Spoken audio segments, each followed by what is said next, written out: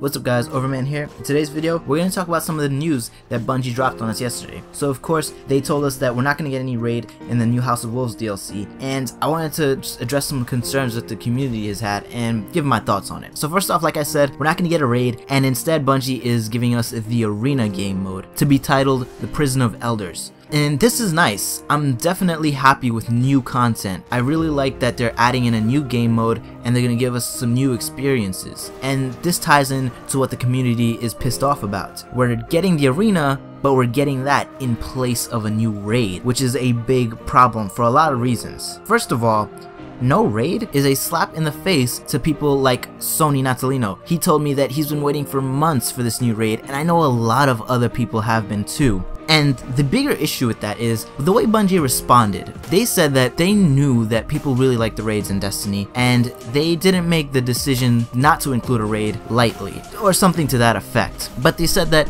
they are working on a raid to be released later on in the year. So if you take away all the sugarcoating that Bungie did there with that statement, basically what they're saying is, oh, you want another raid? Buy the comment. And that's fucked up, because you can't just say, oh, you want a raid? Then just don't buy the House of Wolves. The problem with that is a lot of people already bought the House of Wolves with the season pass. They were led to believe that they were going to get a raid in the Dark Below, which they did, and then another raid in the House of Wolves, which they won't be getting. And that's fucked up. On top of that, Bungie's basically telling them, oh well, just buy the comet. That's not really fair, and it's really not a good way to treat your customers. So I know a lot of people are really pissed off about that, and they have every right to be pissed off. It's pretty damn fucked up the way Bungie is treating them, and the way Bungie addressed the whole situation in general. Now, another problem with not including raids is that it was popular opinion before that the best PvE content in the game was the raids, because the raids were the only quality experience to be had in PvE, to be perfectly honest, because everything else in PvE was basically defend Dinklebot while he opens doors and hacks things and you defeat waves of enemies. But the raids changed all of that. They added in a bunch of new and cool mechanics that made the fights really interesting and fun to do. On top of that, they were a 6-man activity, the only 6-man activity in PvE, which gave rise to a lot of raid groups, and a lot of people met one another and they had a great time with one another, and it was a lot of fun. Even if you don't have a raid group, I mean, you may have watched some streams of other people that have raid groups, and you can tell it's a lot of fun playing with some friends. Now we'll have those old experiences, but we won't get a new raid to have those experiences again on. And it's very worrying that the arena is replacing the raids, because arena is being speculated to be a horde mode where you fight off waves of enemies. Sound familiar? And I know that there's gonna be modifiers on it and everything, but there's modifiers on the Nightfall too, and that shit's boring nowadays. The Nightfalls pretty much amount to you staying in a corner and sniping, so hopefully the arena doesn't turn out to be that way. It may or may not be, we don't know, only time will tell. So the question is the House of Wolves worth it? Well, it is kind of early for me to be making a video like this, but I do think you'll be able to apply this video later on when we know more about what's going to be in the House of Wolves DLC. So even though there is no raid, I do think that the House of Wolves DLC can be successful, but it all depends on how well Bungie executes these new things that they're introducing to us. So first off, to be fair, although we're not getting a raid, we are getting a brand new social space. We're getting the Reef, which is definitely cool. But a Reef by itself isn't going to do shit. We need things in the Reef. What I mean is,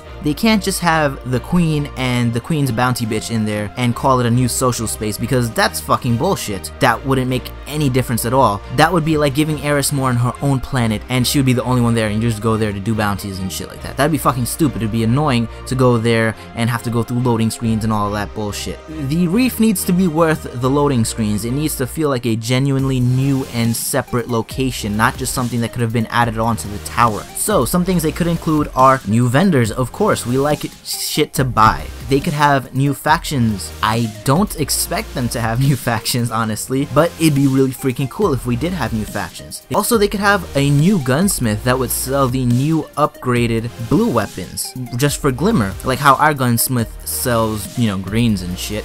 This vendor in the Reef could sell blues for a affordable price, and the blues, keep in mind, would be powerful blues. They would be the House of Wolves blues, which I think are gonna go over 300 damage, probably up to 320 damage, which is pretty good, honestly. Even if it was like 310, that would still be pretty good damage. So they could sell those, and that would be pretty cool, and that'd be really great for players who are still trying to level up and get into that in-game content. They could have various vendors selling various types of armor and weapons, and that'd make the social space actually feel useful instead of just something else to look at. Now let's talk about the arena. I don't know how this thing is gonna replace the raids, but I will wait and see. But when I see these trailers, and when you guys see these trailers, we should be looking for replayability. Now Bungie said that the arena would offer a good amount of challenge and replayability. So when they release those trailers and they actually show footage of it, we'll have to look out and see if this is just some defend Dinklebot shit without Dinklebot, or is it something new and unique, and does it look fun? This is common sense shit, but I think Bungie's really good at making things seem more fun than they actually are. So if you just see a bunch of enemies run at you, you kill them, they die, and then another wave of enemies spawns in, that's pretty much just those areas in the strikes. For example, the Devil's Lair strike. In that first section, you have to defend against 3 waves of enemies. If the arena is just like that, fuck House of Wolves, honestly, because the endgame is gonna fucking suck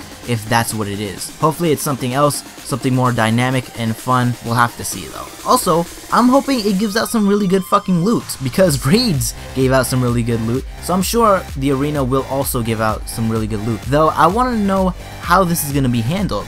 Is it going to be handled based on a completion, or maybe based on how many waves you survive? Now that I'm talking about it, I think they will do it based on waves survived, because if you actually think about a raid, it's like a bunch of waves. Think about the Abyss section as a wave, and then the Bridge section as another wave. You get rewarded based on those waves that you completed.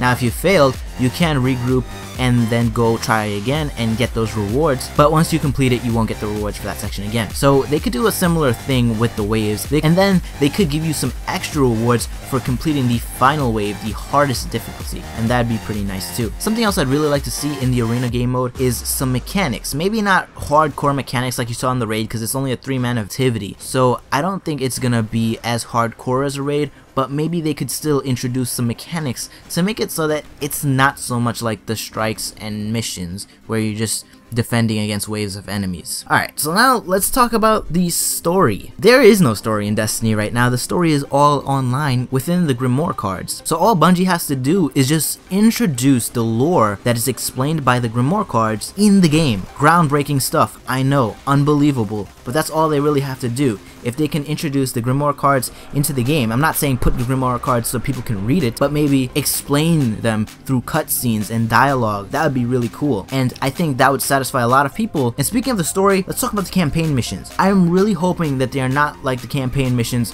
from the Dark Below, because those fucking sucked and I never wanted to replay them after I played them the first time. They quickly became tedious and repetitive, and anytime I see one of the Dark Below missions come up as the daily mission, I pretty much ignore it. Hopefully we'll see some lighter mechanics in those, and maybe just some dynamic gameplay, like different types of fights, and maybe a chase scene where they're chasing you on your Sparrow, and some cool shit like that. Offer some new experiences. Since we're only getting 3 of these missions, why the fuck would you give us the same old experiences that we had already? Give us some new things. That would be really cool. Even though it's just 3 missions, which I think is kind of low, it'd be nice if those missions were really high quality and they offered a really cool experience. Also, something else that they could start implementing into story missions and strikes as well is different ways of completing it. It's like every time you play Destiny and you go into one of the strikes, one of the missions, you complete it the same exact way. You shoot things, you move through the level, end of story. I really wish if they offered different ways of going about killing your enemies and moving through the strike or mission. That'd be really fun. That'd be really cool.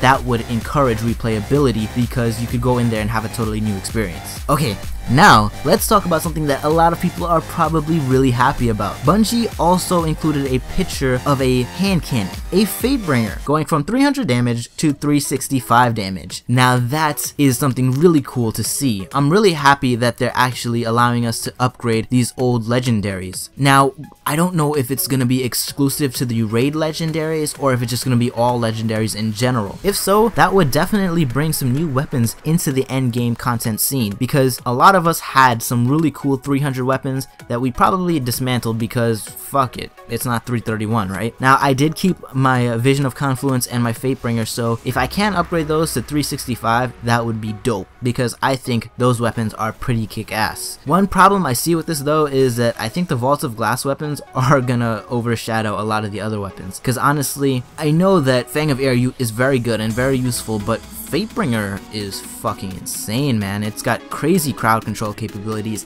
If I had a 365 Fatebringer, I don't think I'd use my Fang of Air very much. It'd still be very good for tier 2 enemies, but I think for general use, Fatebringer kind of edges it out. Plus, it's a fucking hand cannon. Also, I think in just terms of regular old scout rifles, I like Vision of Confluence a little bit better. Its stats and perks are really good, and I think the full auto is a very nice touch to have on it. I think down the road what you might see is just weapons like the Vault of Glass weapons just dominating the scene. I think a standard loadout would probably be Fatebringer, Black Hammer, and then Gjallarhorn, and that would go against what I just said. It would standardize the loadouts in the endgame scene, and that's not good. So what they'll have to do is introduce some very powerful weapons, but not so powerful that they become the new meta, the new standard loadout. That's a very fine line to walk, and it's going to be very tricky for Bungie to actually do that successfully. Now, I don't know if this is just going to be something that we see in the House of Wolves to keep us busy, or if we're going to continuously be able to upgrade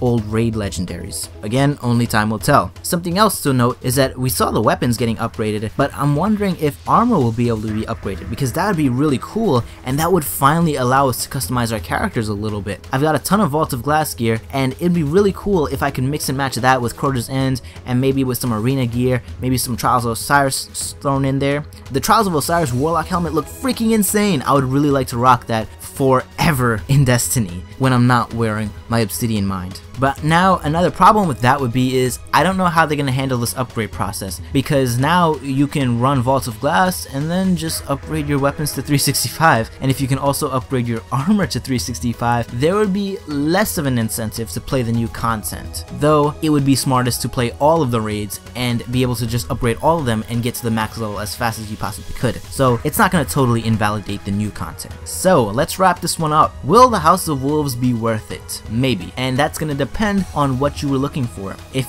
all you wanted was a new raid and nothing else, no, I don't think the House of Wolves is going to be worth it for you. However, if you wanted just some good old fun and new gameplay in Destiny, you could be satisfied with the House of Wolves. And you'll know if you'll be satisfied or not in the coming weeks when Bungie releases these updates and gives us some reveals on what's going to be included in the House of Wolves DLC. In the coming weeks, we'll find out if the Reef is truly a new social area, or if it's just a neutered tower with the Queen and her brother and the Bounty Bitch. Because if that's the case, fuck the Reef. We'll also find out if the arena game mode is any good, and we might get a glimpse of the story missions and if they provide any new cool experiences. And I think the first announcement that Bungie will make in regards to the House of Wolves will be on the upgrading of legendary weapons of old. So by next week we should know how we'll be upgrading these weapons. Hopefully it's not gonna be a total grind fest. I hope it's not gonna be just some repetitive bullshit that we have to do to upgrade them. Also, there's one more thing. There's supposed to be